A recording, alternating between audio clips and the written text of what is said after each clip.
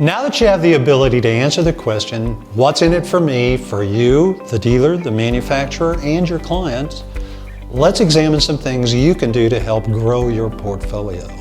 First, endorse. Always endorse leasing as the first option for your clients. On the lot, on the test drive, on sales calls, on follow-up calls, on the trade walk-around. Believe that it offers your client the very best option. Number two, educate. When you present a trade number, it is never enough. Our sales training tells us it's time to start the if I could, would you techniques.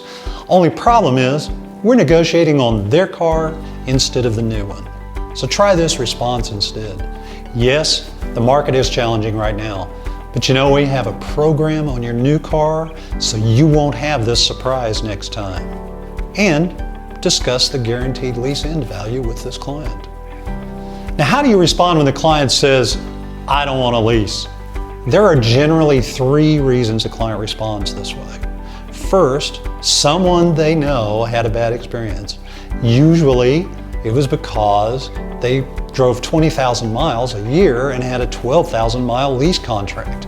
Now, this is not the lease contract's fault. It's the dealership's fault for not structuring the lease to the client's mileage requirements.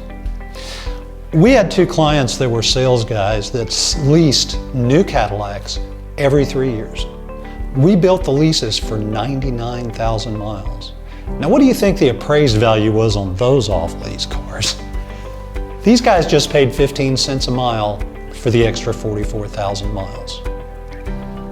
The client can also believe that they drive too many miles to even consider a lease. Let them know the lease can be customized for mileage that matches their driving habits, and compare the 15 or 20 cents a mile charged on the lease for miles with the 52 cents per mile allowed by the IRS for business use. You know, in visiting with a doctor about the lease option for his new BMW, he told me he used the car for business. I briefly reviewed the IRS rules for expensing lease payments instead of taking mileage and recommend that he ask his CPA to do a comparison. The doctor called me back the next day and asked me how high we could get the payment. He wanted to maximize his tax write-off. So we maxed out the miles and he wrote it all off on his taxes.